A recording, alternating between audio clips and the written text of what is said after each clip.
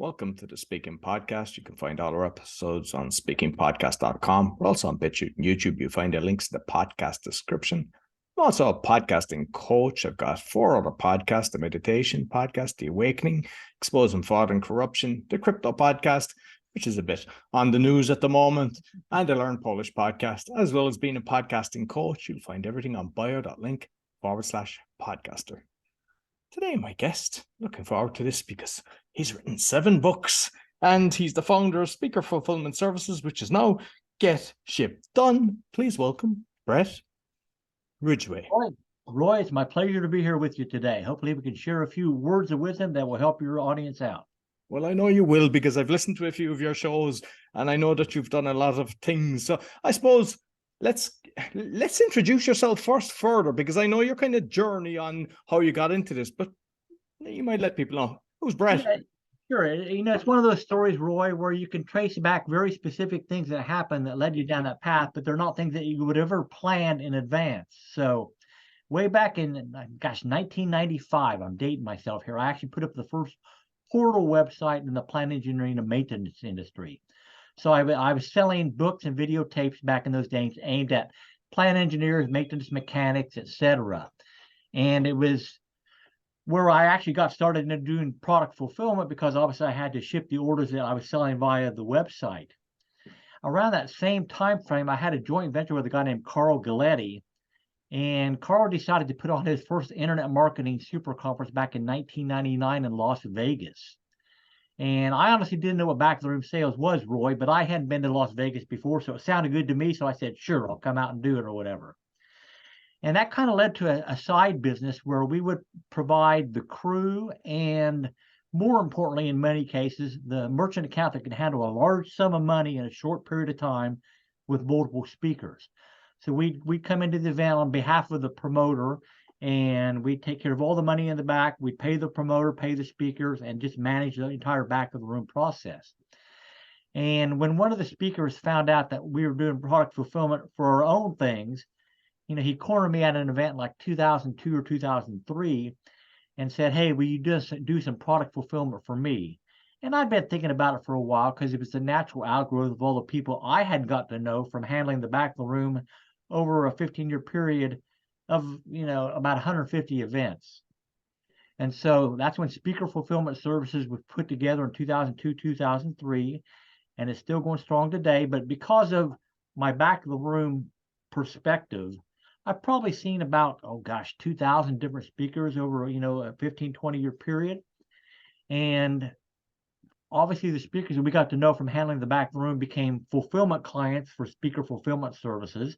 So I also got to see from behind the scenes how they were handling their product launches, what they did very well from the stage, what they didn't do well. And then eventually, I'm kind of a natural introvert, but I overcame that and decided I need to get up in front of the room too. And so I joined, the front of the room with some of those big names, sharing what I'd learned along the way.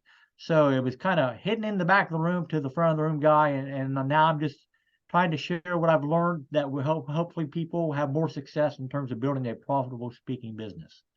Yeah, excellent. And I just know from a few kind of promotions that I've seen where the promoter does, for the sales, they do like a 50-50 split. Is that the norm, or does it vary across the board?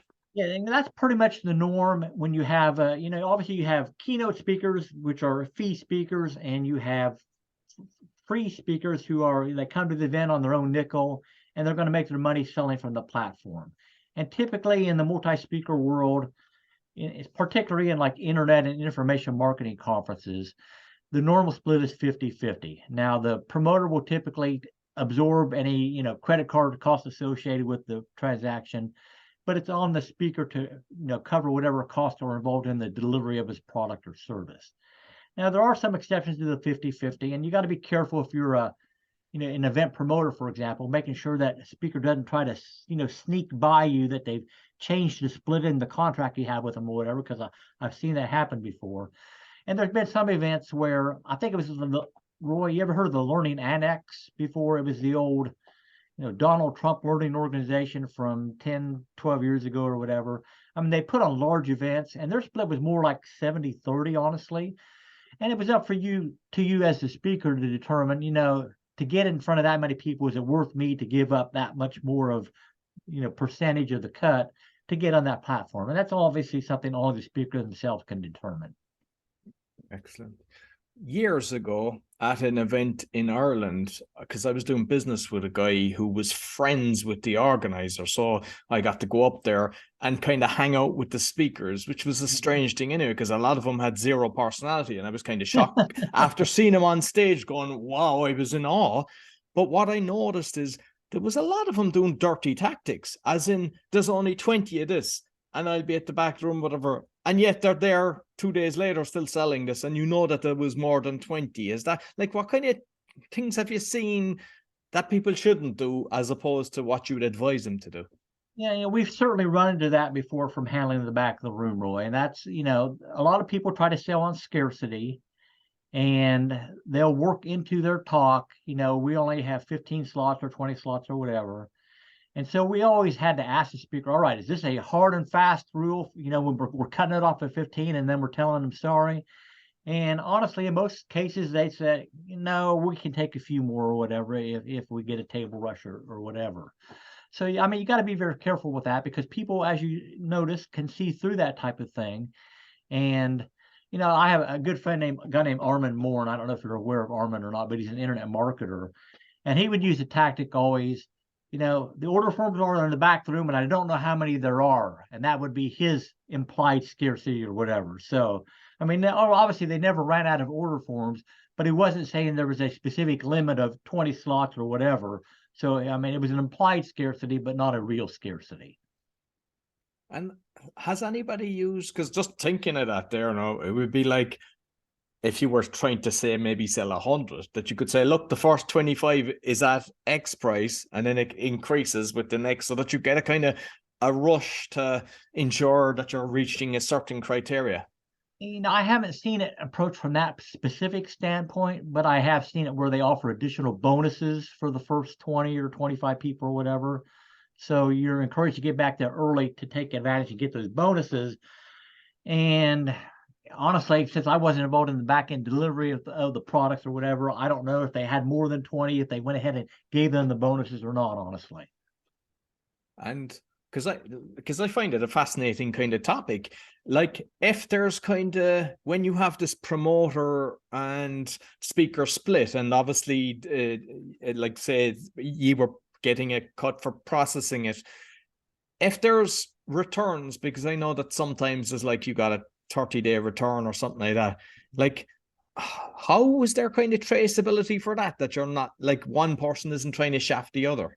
Yeah, I mean, when we handle the back of the room, we would always hold back any payments for at least 30 to 35 days for that very reason. So if a refund came in, you're not going back to the speaker or the promoter and saying, hey, you need to give us money back that we've already paid you because the person did a refund. So there will always be some lag in the process.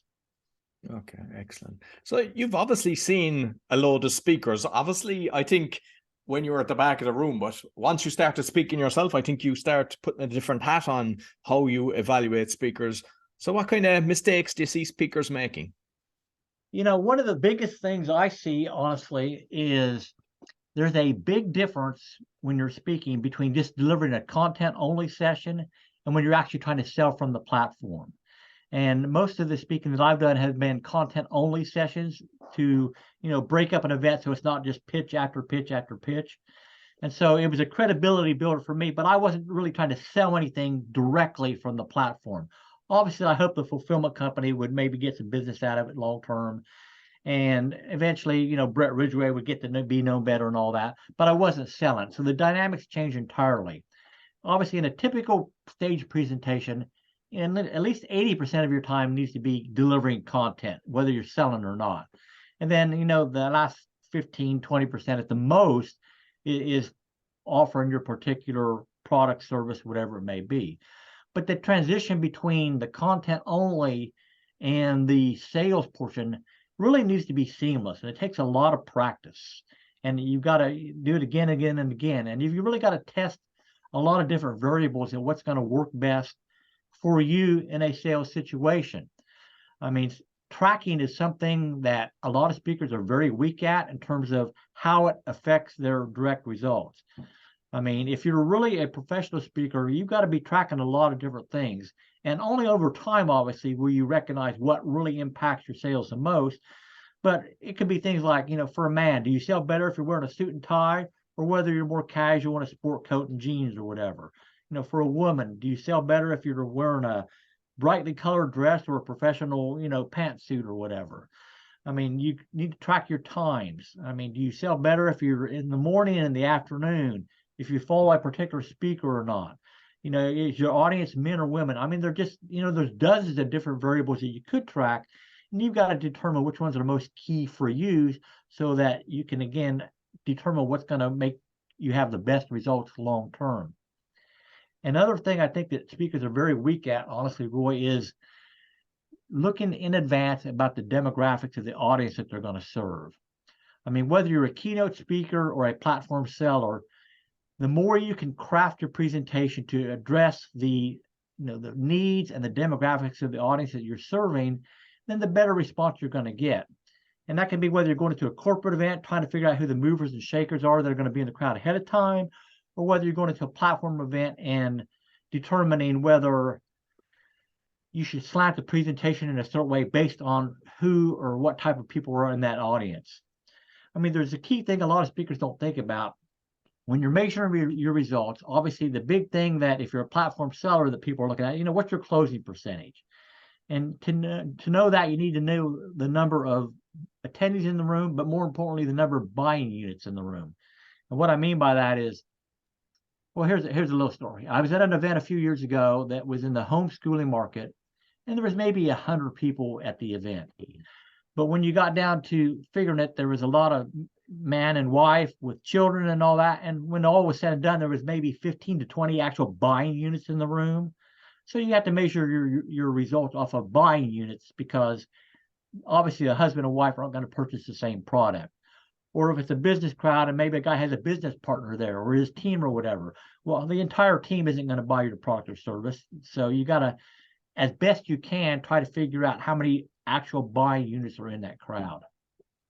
So, because I was actually going to ask you that before you said there, was because I would assume when you're going to an event that's high ticket, like expensive, $3,000 for a weekend, say, as opposed to where they're just trying to fill seats, say 100.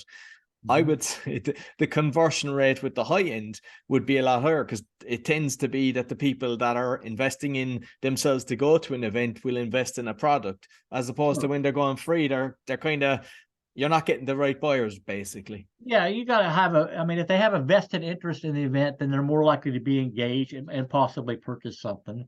I mean, as we know online, Roy, that, if you have a webinar or something like that, most of them are free, obviously with VIP upgrades these days, but, you're doing average if you get 30% of the people who register for an event to actually show up in person, particularly if it's a free event.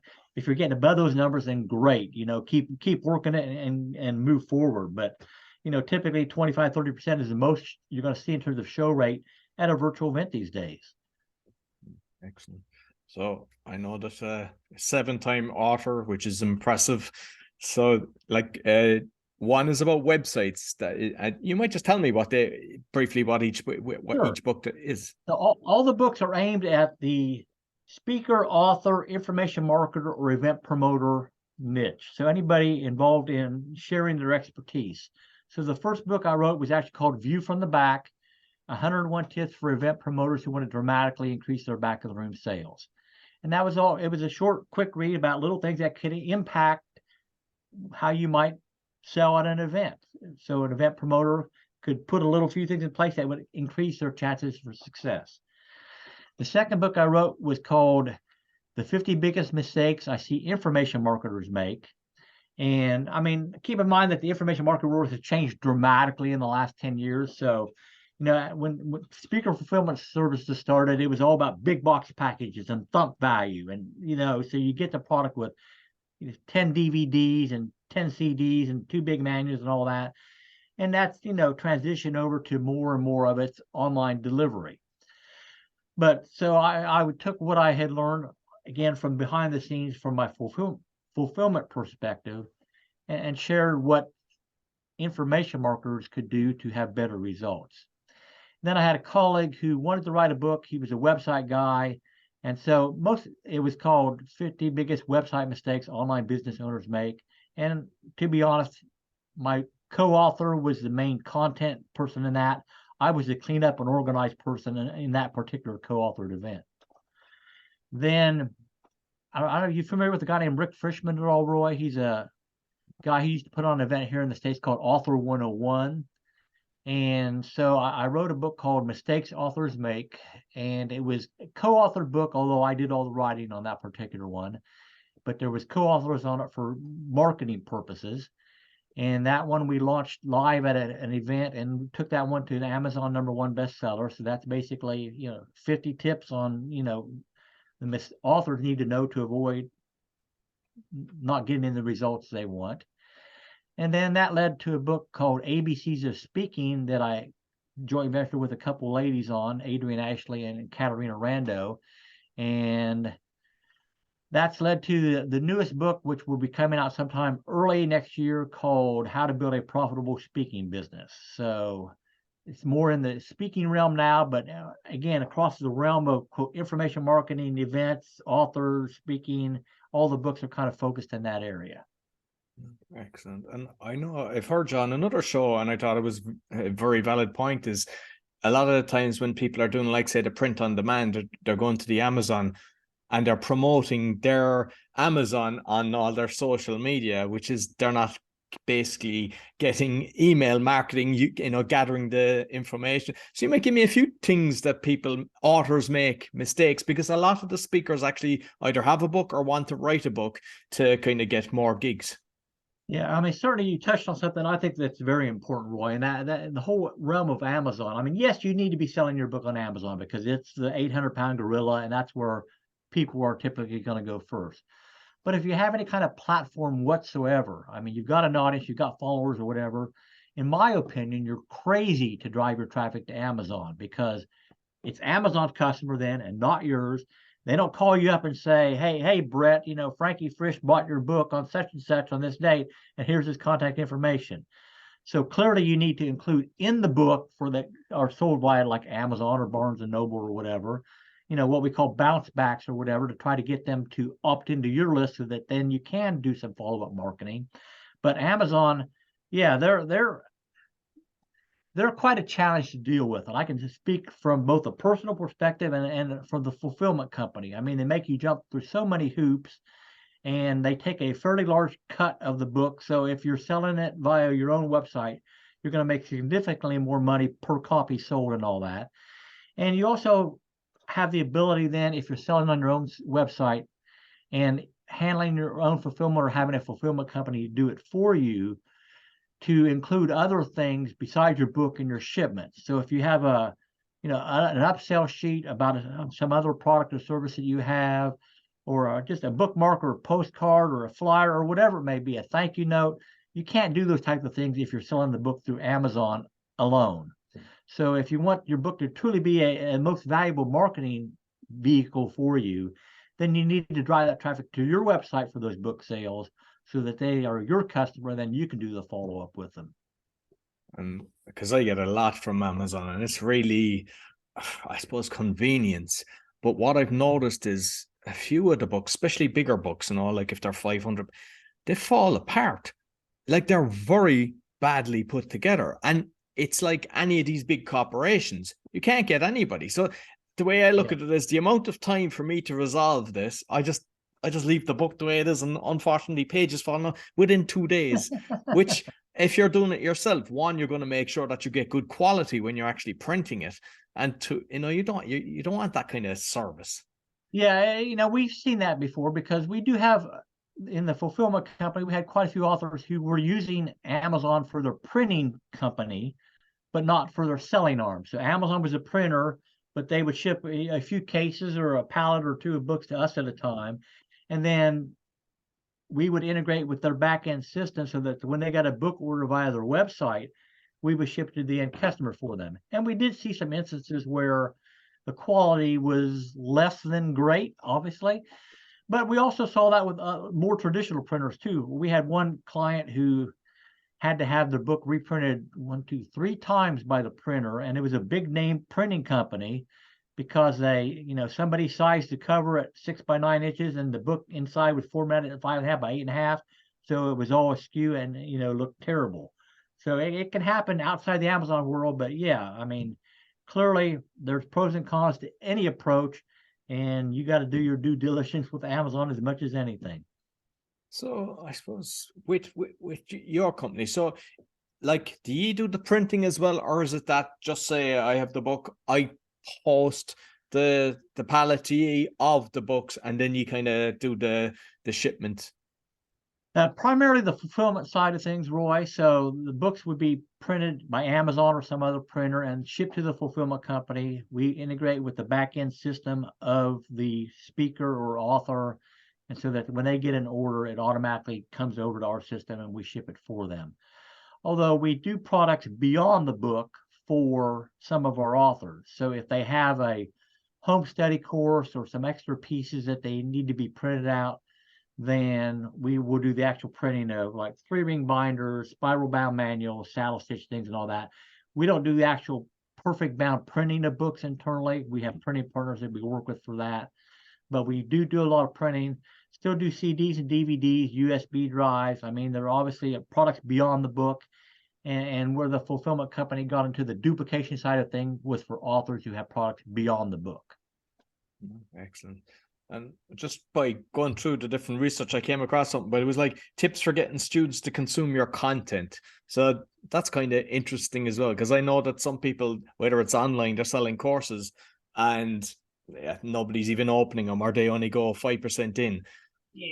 Yeah, that's just a little booklet that I put together a year or two ago, and obviously there are dozens of different modalities for learning, whether you're an audio person, a visual person, a reader, whether it's podcast or Facebook Lives or whatever.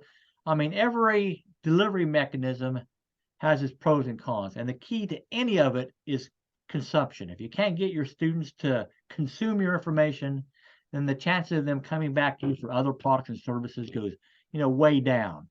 And so it's a tips booklet, basically, that, dependent upon the modality, here's a few things you might consider incorporating into your product in some way to increase the consumability.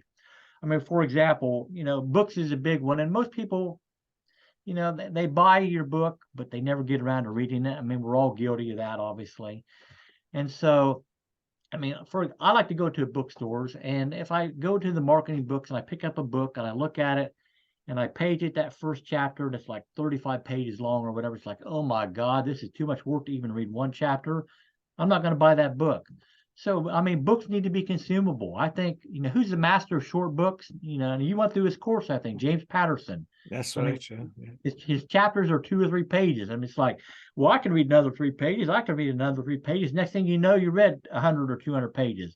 Or if it was a 25 or 30 page chapter, it's like, I'll read it tomorrow or whatever, because it's too much work and I want to finish a whole chapter type thing. So your book's got to be consumable. I mean, break up the text. Don't make the paragraphs too long. Don't make the font minuscule so old eyes like mine can actually, read it without... I'm shocked. I'm actually reading a book at the moment now based on a business I'm getting into. And I don't know, is it like 3 millimeters or 4 millimeters? Like, why do they do that? Yeah. So, I mean, your book's got to be consumable. And as I mentioned before, you got to have bounce back mechanisms in it. So you offer, a free special reports or audio interviews or something that's, beyond the book that they got to go to your website to opt in to receive. And that way you can get them on the list and start selling other things to them. Excellent. So what other kind of tips for, say, a speaker to make a kind of profitable business? I mean, obviously being on stage, but like, what would you advise based on all your knowledge and all the experience over the years? Yeah, well, a couple of things we've already mentioned, and that is really study your demographics of your audience and you get to know who's in the crowd so that you can craft your presentation as best as possible for that audience. We talked about metrics and tracking your results so that you know what's working best and not working, so you can tweak as necessary as you go and build up your speaking history. But there are also little things like a few years ago, I was at an event, Roy, and I watched a friend of mine get carted off in an ambulance. And I could see the event promoter over on the side, basically with a look of panic on his face, because the particular person being carted away was scheduled to be the very next speaker at his event. So he's over there like, oh my God, what am I going to do? I got 90 minutes to fill. I got to keep my audience happy. I got to deliver on my promises. And if you're a speaker, I fully recommend that you have what I would call a back pocket speech available. And that's a second speech that you're prepared to deliver at any time on a moment's notice. Obviously, it should tie into the content of the event appropriately. And I think ideally it's not a speaking speech or whatever, because you're going to have another presentation on the stage, hopefully, where you will be selling from the platform. But if you can step in and help that event promoter out, number one, when they do more events, who are they going to think of because they're appreciative of you helping them out in a jam? You. Obviously, it gives you more face time with the audience so you can build better rapport. And when you get into your sales situation, hopefully, and close better results. And it's just a way to make you ingratiated to the event promoters because you're the one that helped them out. And I mean, you got to be humble and all that. But clearly, if you have a back pocket speech ready, you can take advantage of opportunities that may pop up that you couldn't if you didn't have that. I mean, you may never need it or whatever, but I've seen cases where it was needed. I've also known cases where a person had to go in and deliver somebody else's presentation with no notice because the person got sick, and they were able, because of their personality and skills or whatever, able to deliver that presentation on behalf of the other person and got great results. So, I mean, you need to be prepared to step and help out and be prepared to take advantage of those opportunities should they arise. You know, I had another situation where, gosh, what was it? Oh, it was maybe 10, I mean, it's been a few years or whatever, but I was having lunch with a colleague at a Glazer Kennedy event. I think it was in St. Louis a few years ago. And this guy had built up a list of, 55,000 people in the financial services market. And he decided he wanted to hire an internet guru, let's call it, to come in and craft a new campaign for him or whatever. Well, that guru never took the time to study this guy's brand and how he had communicated with his audience in the past. And those email communications are part of your brand. I mean, people come to expect a certain thing from you. And when they came out with a new email campaign that was totally opposite of how he had communicated with his list in the past, I mean, it started to happen right away. Unsubscribe, unsubscribe, unsubscribe. When all was said and done, a list that had been 55,000 people was a list of 5,000 people. So you got to be very careful with your brand, and anybody on your team or a VA or somebody you bring in to consult or whatever really needs to understand how you've communicated with your flock in advance so that they can, transition over to a harder hitting email. Now, there's a lot of perspectives on email. I mean, I know a guy who any email he sends is a promotion email. He never sends content emails, and he's built a massive business doing that way. So there's no one right way or wrong way necessarily. I mean, you got to decide what fits with your style and your personality. But I mean, you got to watch your branding. And I mean, this guy made a mistake, in my opinion, that probably cost him a lot. Another one I've seen that was, it wasn't funny because it really was quite painful for the speaker, but they came into an event and sold, it was a few years ago, it was some kind of website building software or whatever. I mean, it was the next magic blue pill that everybody's looking for at these events. And so, I mean, he got the proverbial every speaker's dream table rush to the back of the room. And over the course of the next hour, sold $375,000 worth of his software.